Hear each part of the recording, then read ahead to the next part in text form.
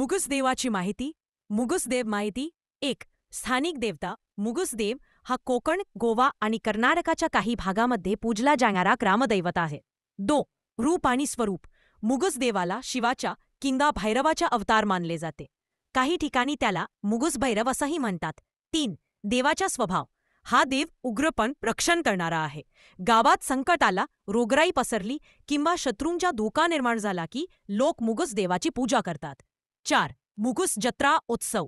वर्षातून एकदा मुगस देवाची मोठी जत्रा भरते. त्या दिवशी लोक नाचोणी, देवाला नारळ, शेरी फुलं आणि नारळी फेणी वाहतात. 5. श्रद्धा. श्रद्धाळू लोक मानतात की सकाळी मुगस देवाचं दर्शन घेतला तर दिवस शुभ जातो. 7. कथा.